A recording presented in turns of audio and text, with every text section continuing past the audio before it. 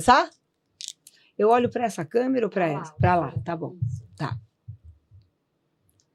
Olá, seja bem-vindo ao Doutor em Pauta. Aqui a saúde é explicada de forma simples e confiável. Temos dicas práticas para você aplicar no seu dia a dia. E a minha intenção aqui é te deixar mais seguro, mais segura com o teu corpo e ser mais feliz.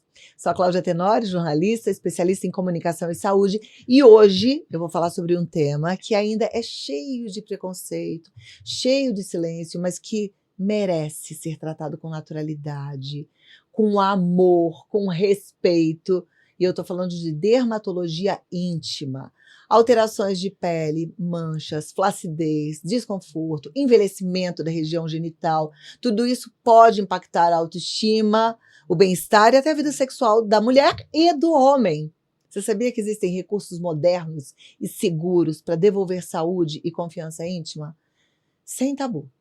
É assim que a gente vai conversar com ela, que é incrível, é pioneira nessa área, é uma médica que eu tenho uma admiração tremenda, uma mulher lindíssima e que entrega tudo que ela faz com muito amor, doutora Shirley Borelli. Seja muito bem-vinda. Você é uma querida. Obrigada por estar aqui, eu sou muito sua fã, viu? Muito eu também mesmo. sou sua fã. É demais. Poder conversar com você e aprender contigo é ótimo. Doutora Shirley Borelli é dermatologista, reconhecida pela Sociedade Brasileira de Dermatologia, com atuação especializada em dermatologia clínica, estética e íntima.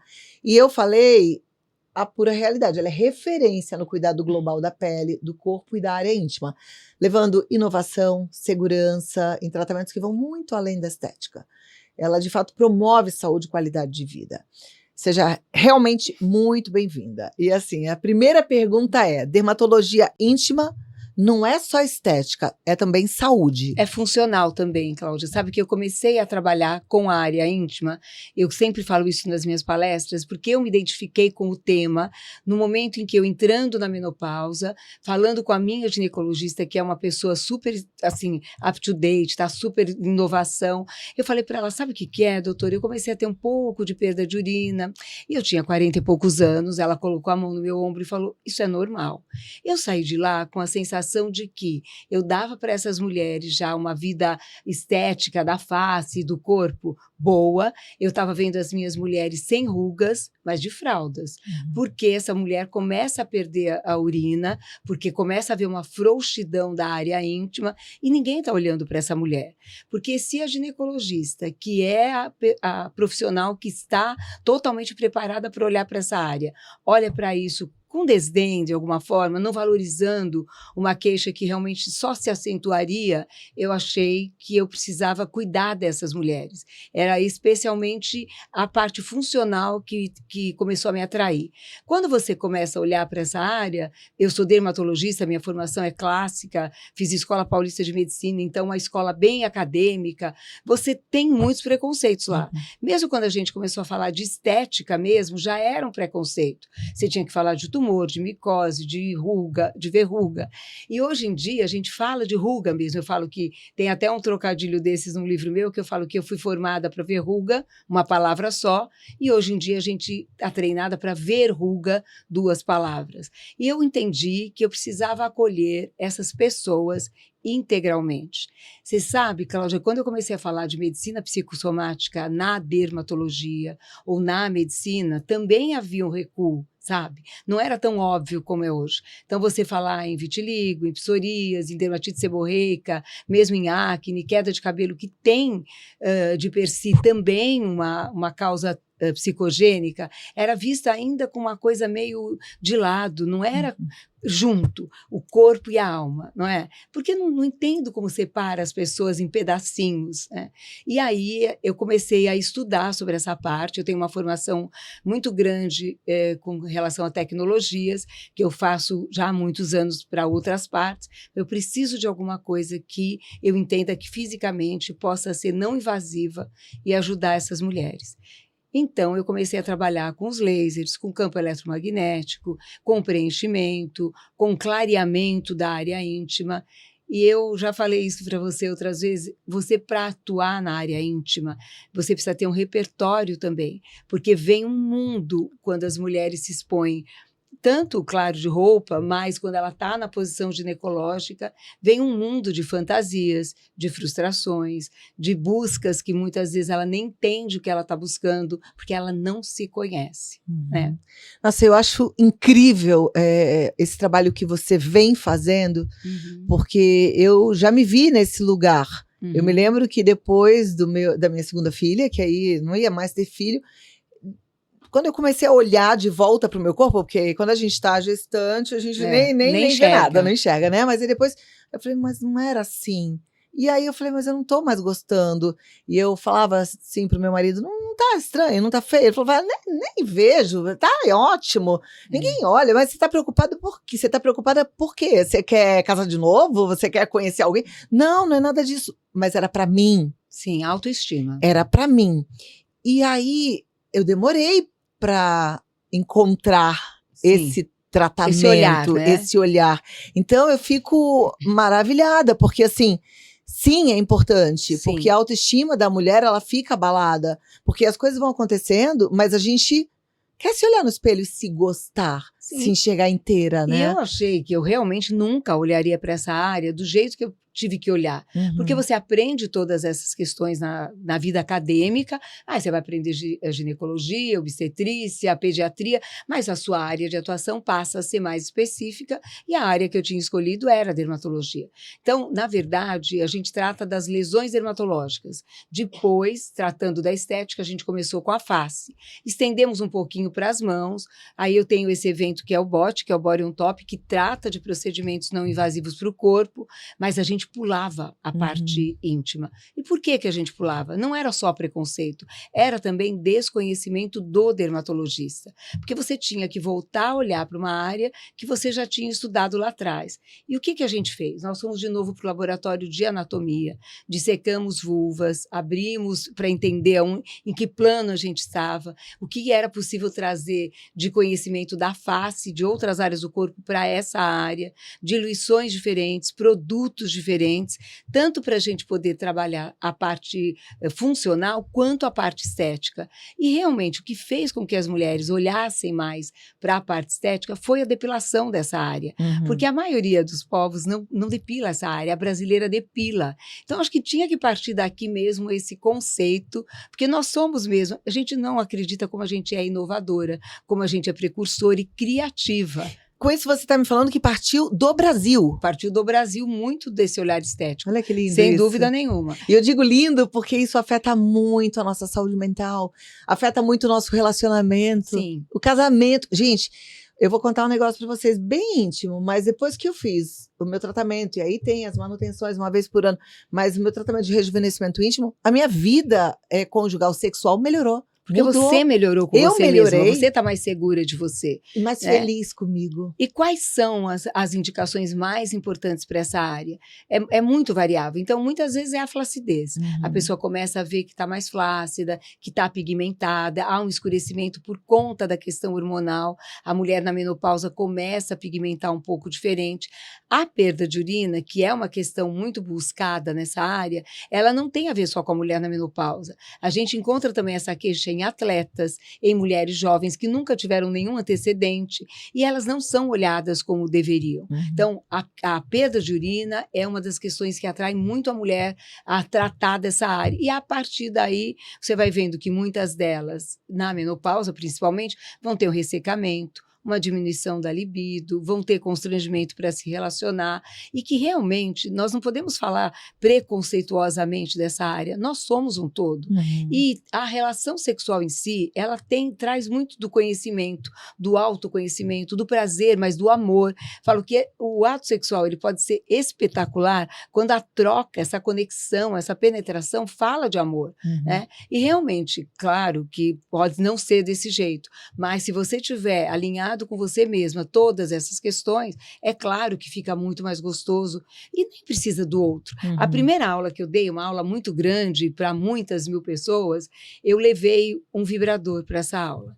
E eu tenho minhas duas sócias que também são dermatologistas, não contei nem para elas.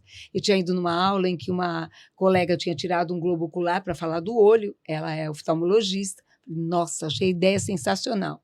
Levei um vibrador no bolso ali da roupa que eu estava e no meio da aula eu tirei um vibrador, mas para provocar realmente, para entender quantas pessoas entendiam onde era o local em que essas pessoas se sentiam mais tocadas, não vou dizer excitadas, mas tocadas, onde aquilo sensibilizava de fato tudo que ela tinha de poder para ela sentir esse prazer. A maioria das mulheres que estavam ali, médicas, nunca tinha visto, nem sabia, viviam numa função muito de dar prazer ao homem. O homem atinge o orgasmo, está encerrada essa relação. Então, eu entendi que essas mulheres precisavam de muito mais ajuda do que a gente imaginava.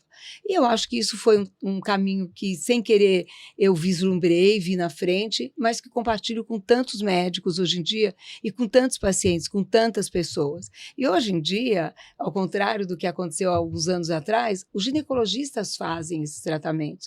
E eu me sinto feliz, porque ao contrário do que aconteceu da minha ginecologista falar, isso é normal, pode ser muito comum, conviva com isso. Eu me lembro da minha avó usando um paninho, porque perdi urina. É muito constrangedor. Às vezes você vai numa festa, você pula, você perde urina, é muito chato, né? É muito chato. Eu passei por isso com 35 anos, fiz uma cirurgia de reposicionamento de bexiga ainda muito menina. Sim. Porque era constrangedor. Pulava e aí tinha escape, né? É chato, né? Agora, os procedimentos cirúrgicos, esses já existiam. O que eu queria trazer para essas mulheres eram procedimentos não invasivos, que ela não precisasse ser operada. É claro que tem indicações e indicações. Quando realmente há uma saída muito grande, uma extrusão muito grande da bexiga, quando a perda é muito grande, a conduta é cirúrgica. Mas eu também atendo mulheres que não podem ser operadas.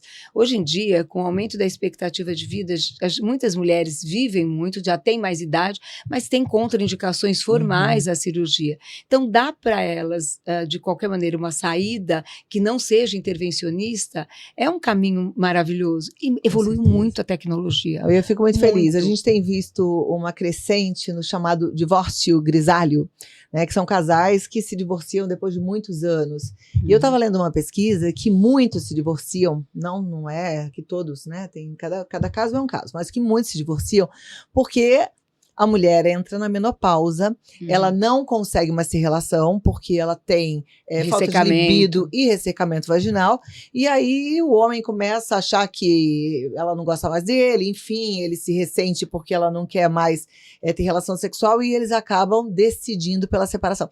Só que eu fico pensando, como uma mulher vai viver se ela não viver essa relação sexual se ela não sente prazer, se ela sente dor, né, por conta do ressecamento. Então, assim, a sua contribuição como médica foi para transformar vidas, famílias. Isso é muito bonito. Agora, anterior a tudo isso, a reposição hormonal já foi uma grande deixa, né? E eu também acho que a gente vai se identificando e vai caminhando na medicina, como na vida, identificada com as nossas próprias questões, que essas é que chamam a atenção para nós mesmos, né? Então, eu me lembro também que eu comecei a ter um pouco de insônia, contei para minha médica e ela começou a me dar remédio para dormir, mas eu sabia que o problema era hormonal. Porque muitas vezes a gente acha que a questão hormonal ela está relacionada aos calores, aos fogachos, e não, às vezes é a insônia, a perda de memória. O questionário para isso é um outro questionário.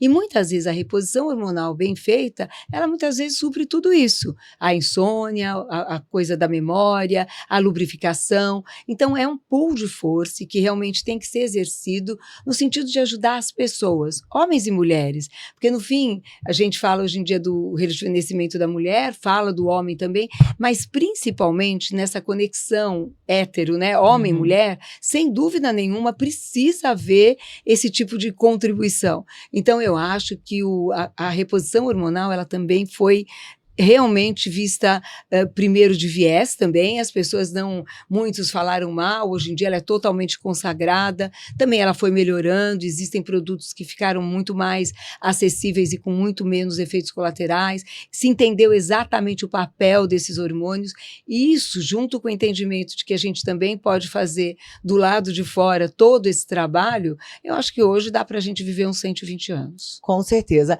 E aí, quando você fala de rejuvenescimento íntimo, você fala de laser, né, de uso da tecnologia, mas também preenchedores. Que tipo de preenchedor e onde é que você consegue atingir ali, na vulva, por exemplo, na parte mais externa, para poder dar um aspecto novo Então, quando a gente fala em tecnologia, não é só laser, radiofrequência e campo eletromagnético, ultrassom microfocado. Então, tudo que a gente usa para o rejuvenescimento da face, você pode usar com parâmetros adequados, com penetrações também diferentes, porque essa parte é uma pele muito mais fina, está muito próxima da mucosa, mas o que a gente faz de procedimentos associados utiliza ou bioestimulador, como o ácido polilático, a hidroxiapatita de cálcio, a caprolactona, que são produtos que a gente usa para o rosto. Estou falando complicado, mas isso só interessa ao médico. São produtos que vão fazer um estímulo do colágeno. Então, eles não preenchem, mas eles vão fazer com que você produza colágeno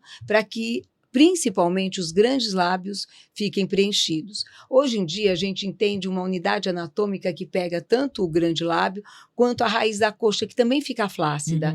Dá uma flacidez dessa área. Então, eu normalmente trato toda essa área e há um consenso nesse sentido. O produto que a gente usa normalmente, além desses bioestimuladores que estimulam o colágeno, é o ácido hialurônico. E isso também evoluiu muito, porque agora existem produtos com densidade, eu vou falar de uma maneira bem simples, a gente chama isso de G-Prime, que é a densidade do produto que é adequada para essa área, porque tem que ser moldável, tem que ser molinho, não pode fazer nódulos, é uma área que depois vai ter fricção. Então, esse produto hoje em dia existem vários, de várias marcas, mas ele já está definido para essa área. Então, acho que foi havendo uma evolução em todos os sentidos. Cosméticos para essa área, skincare para essa área, que não deve ser extremamente agredida com sabões, não deve. E depilação faz mal? Não, não faz mal. Eu acho que você pode depilar tudo que você quiser. Existem também tendências diferentes. Tem gente que depila a lateral, mas deixa o centro. Tem gente que diminui só um pouquinho. Eu tô falando da depilação com cera, porque com cera. laser eu acho que não deve ter nenhum problema, Não, né? não. Porque Com não vai cera. queimar a pele, mas com cera. Então, a cera, normalmente, o que a gente usava no passado, a cera fria, a cera quente é a que dava mais encravamento dessa área. Principalmente por causa do calor, depilava com menos dor, mas depois esse folículo que ficava aberto fechava e havia um encravamento dos pelos.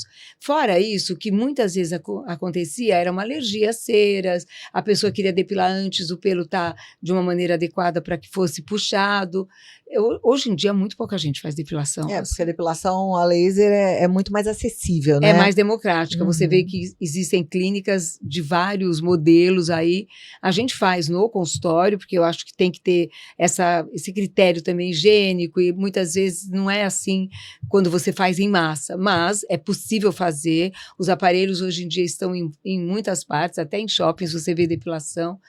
Acho que ficou mais fácil. E o homem também faz essa depilação dessa área, Sim. né? Então, eu acho que a depilação a laser é consagrada. Agora, você falou que uma das coisas que chamou a atenção da mulher para ela cuidar dessa área foi o fato dela começar a depilar. A se ver. E o homem agora que começou a se depilar também, ele está buscando também um tratamento estético íntimo? Também. O homem, da mesma maneira que a mulher, ele também começa a ter uma pigmentação dessa área, ele também começa a depilar e se olhar um pouco mais. O tamanho do pênis não é que vá mudando, mas às vezes ele já tinha um pouco de constrangimento de um pênis menor. Hoje é possível preencher esse pênis, então o preenchimento faz um peso maior e isso também alonga esse pênis. Também existem produtos adequados para que haja esse preenchimento.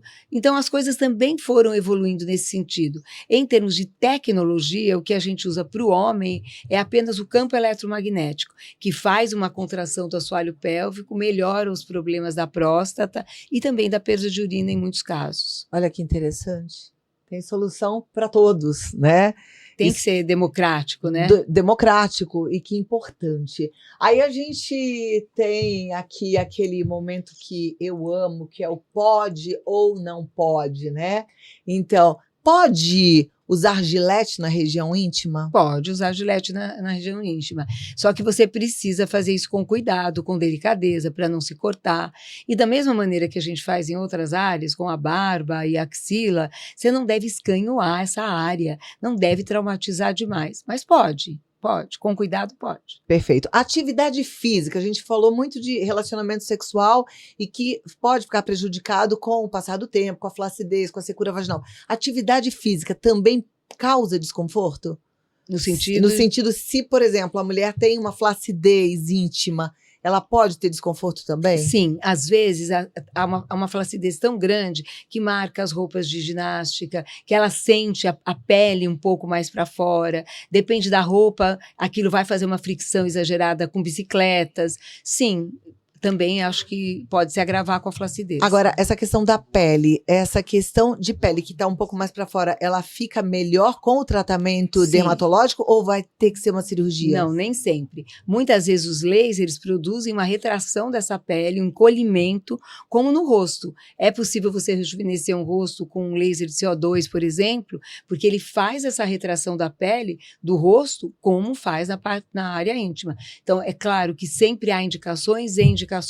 Eventualmente é necessária a cirurgia, sim, mas muitas das vezes é só um procedimento estético com laser ou com bioestimulador e muitas vezes até com peeling, que melhora um pouco dessa flacidez e é acessível, muitos médicos podem fazer. As ginecologistas, quando não tinham aparelhos, porque o dermatologista já há muito tempo tem aparelho, né? Vocês trabalham com tecnologia no rosto, né? Pescoço. Então, o ginecologista, quando ele não tinha ainda acesso a essas tecnologias, o que ele fazia era peeling, para clarear, para esfoliar, para de alguma forma estimular um pouco o colágeno. Então, quando a pele há um excesso muito grande, a conduta é cirúrgica. Mas se é um pouquinho só, um pouco da flacidez, é possível ir por outros caminhos e ter um resultado ótimo. E o tratamento íntimo é doloroso? Não, não deve ser doloroso de jeito nenhum. Esses lasers que são usados para essa área, eles têm ação, afinidade pela água. E a mucosa, ela é uma parte do corpo que tem muita água, e se não tiver, o médico tem que estimular essa hidratação nessa área para que o laser haja da melhor maneira. Então, a água da pele é que vai guiar esse laser e não deve ser doloroso. Se está doendo, tem alguma coisa errada, está queimando alguma coisa. Então, não é doloroso. Eu vou te falar por experiência própria que você não sente nada. Nada. Absolutamente nada, né? Mas você falou de outras tecnologias que eu não fiz em mim. Você falou de... Você pode fazer radiofrequência monopolar e bipolar. Também não dói. Depende, pode doer um pouco mais. É um circuito que vai se estabelecer entre a superfície que você está aplicando e o seu corpo inteiro para sair do outro lado. Então, se ela encontra resistência, eventualmente você sente um pouco de dor. E é normal, porque daí você está tendo um estímulo mais profundo. De uma maneira bem simples para entender, o laser age bem superficialmente. Depois é a radiofrequência, que age um pouquinho mais profundo. Depois o ultrassom micro e macro focado podem ser ainda mais profundo. Mas você precisa estar atuando na camada certa para saber o que você quer estimular. Então, se você também estimular muito profundamente, você consome o colágeno. Tem que ser no nível certo. Então, o que se usa? O que a pessoa vem e fala, você pode fazer o laser, pode fazer a radiofrequência, eventualmente até o ultrassom microfocado. Às vezes, essa parte de cima, que a gente chama de monte pubiano, que tem uma gordurinha, que você quer diminuir porque ela é gordinha também. Isso também está junto dessa unidade anatômica. Então, você usa um ultrassom para atuar na gordura e diminuir essa gordurinha.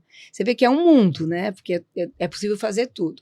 E uma das coisas que eu mais gosto, eu sempre falo sobre isso, é o campo eletromagnético, porque o campo eletromagnético ele faz uma contração muito importante do assoalho pélvico, faz uma contração que a gente chama de supramáxima, uma coisa que engana o cérebro, vai além do que o cérebro conseguiria, e isso sim melhora muito a flacidez dessa área, melhora muito a perda de urina, aumenta muito o prazer, muito a lubrificação. Então a gente vai organizando os tratamentos daquilo que o paciente mais precisa, ou alternando, como a gente faz no rosto, né?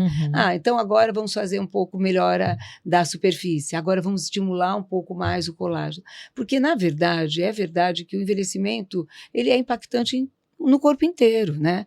Então, a gente tem que olhar para tudo. Agora, é claro que principalmente o que guia a mulher a procurar é principalmente a queixa funcional, sim, a diminuição de lubrificação, a diminuição da libido, já está muito flácida, eu já não sinto tanto prazer.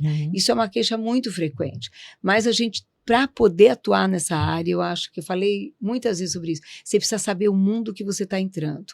Porque o ginecologista, eu adoro a minha ginecologista, mas ela vai te procurar o câncer, né? E tem que ser assim. Eu quero saber se a sua mama está ok, o seu ovário, o teu útero. E a consulta tem que ser usada nesse sentido. Sei, eu acho que tinha que vir um pouco para a mão de quem está muito acostumado com essa parte estética, voltou também muito para a ginecologista, mas o mais importante é o ser humano visto como um todo, porque fragmentaram muitas pessoas, né? O médico cuida do ouvido direito, o outro do esquerdo, a mão, é tudo pedacinhos, não é? Então, na hora que alguém olha para a pessoa inteira, é um olhar muito forte, né? Muito completo e complexo ao mesmo tempo. Acho que é um bom caminho para a gente. A boa medicina é aquela que cuida do paciente, não da doença, né? Exatamente. E muitas vezes ali é a representação de muitos conflitos, né? E você vai melhorando essa parte, vai melhorando todo o resto, assim como outras. A pessoa tem vitiligo. Nem vejo, eu tenho vitiligo na vulva, vamos supor. E aí ninguém está vendo, seu marido nem liga, mas ela sente. Ela liga. Foi a questão que eu te falei. Eu estava incomodada comigo mesma, porque aí depois quando vem a menopausa, que você fala, tá, agora eu já estou ficando mais velha, aí aquilo também já não está mais bonito, aí começa a vir uma baixa de autoestima muito grande, que te desmotiva diante da vida, né? E que a gente não pode perder essa motivação, porque há muita vida ainda pela frente, não é verdade? Sim, e essa parte do vitiligo que acontece nessa área, muito mais do que ser estética ou inestética, ou ninguém vê, muitas vezes é um pedido de ajuda para essa área. E o médico tem que estar treinado para fazer também essa leitura, né? Então, por exemplo, você tem a mancha, a vitiligo é uma mancha branca, de uma maneira leiga, bem fácil falando, que ocorre em várias partes do corpo e também na área íntima. Então, eu estou trazendo para a gente falar um pouco dela na área íntima. E muitas vezes não tem a ver com a doença em si, mas é um pedido de ajuda. Eu estou sofrendo nessa parte, eu preciso de ajuda nessa parte íntima, ninguém olha para mim. O corpo fala. O corpo fala. E você precisa estar aberto para entender e ajudar de uma maneira delicada também. Porque às vezes também tem coisas que a pessoa não quer mexer, né? E você não é analista, mas você pode, de alguma maneira, também estar trazendo a alma para essas questões do corpo, né? Eu me lembro que o meu chefe, que eu adorava, era um cara foi muito importante na minha vida, ele falava, você não precisa nem tirar a história do paciente. Você olha para a lesão dermatológica e está pronto. Mas não é assim. É muito pouco a lesão dermatológica, é muito pouco. Ela ela prediz muita coisa, mas ela não é tudo, né? Imagina eu não falar com o meu paciente do jeito que eu falo. Não, e o paciente também não ia ficar satisfeito, não ia entender nada. Falar, essa médica tem mais para me dar. Que a gente olha para a doutora Shirley Borelli, a gente entende que ela tem muito mais. Né? E ela se entrega, isso é lindo. Agora, você tem feito um trabalho de transformação de outros médicos, para que eles tenham esse olhar e esse expertise também para fazer esse tratamento íntimo. Sim, acho que o treinamento vai muito além da parte técnica, claro que essa é fácil de ensinar, a gente fala que o mundo evoluiu tanto, a gente ensina o robô, mas essa parte da alma, essa que conecta realmente com o paciente, precisa de muito afeto, muita compreensão, uma busca que tem que ser também entendida do outro lado, né? Sim, eu tento ensinar e ensino para muita gente que isso é o que importa, né? Que na verdade importa o que o paciente traz dentro dele. Sim, eu acho E essa parte prática também, da tecnologia, você tem dado aulas sobre esse assunto, né, com ursos. Sim, a gente tem isso dentro do BOT, que é esse evento que a gente tem, que fala do corpo e, claro, também dessa parte, assim como eu tenho um evento que tem um nome que chama-se Intimamente, e que todo mundo acha que o nome foi uma coisa muito feliz, no sentido de que um procedimento íntimo, mas que também está conectado com o corpo como um todo e com a mente. Então, ele chama-se Intimamente e nós também trazemos médicos do Brasil e fora do Brasil para esse curso, porque não é só um olhar técnico, né? Também, mas também traz esse olhar vivencial, né? Esse olhar de carinho, de acolhimento, que acho que todo mundo precisa, né? Com claro, certeza. né?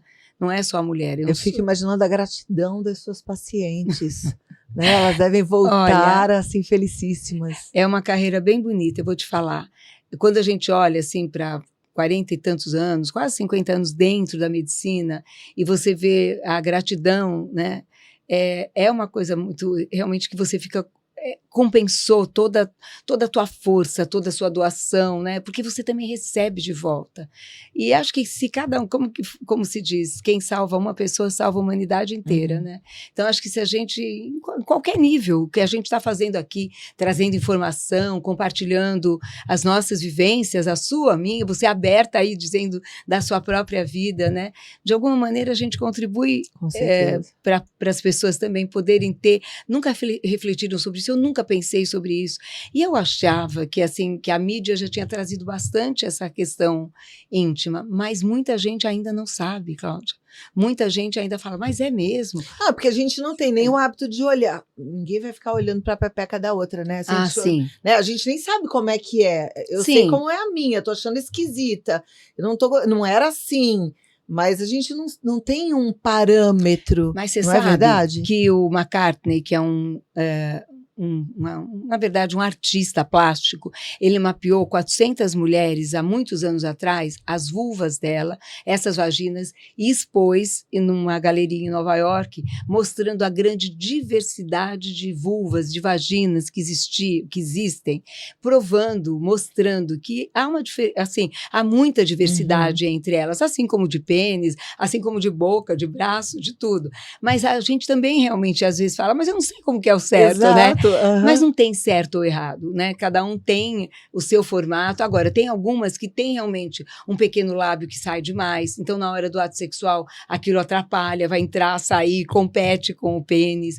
Ou a gente vai ter alguma coisa que você não goste porque é disforme, um lado Eu tenho amiga que já me confessou de ter desconforto na hora de pedalar na aula de bike. Sim. Porque senta e talvez... Aquilo tá lá, exatamente, mole no meio da perna, né? E jovens, né? Sim. Então, e muitas vezes a pessoa fala, não imagina que bobagem, nada é bobagem. Tudo aquilo que incomoda, né, a alma tem que ser valorizado. Agora né? Eu fico imaginando minha avó, que não está mais aqui, minha bisavó, ouvindo essa conversa, né? Elas iam falar, como assim? Que coisa, né? Quanta evolução, e que bom que hoje a gente tem espaço para tudo isso. E você acredita que...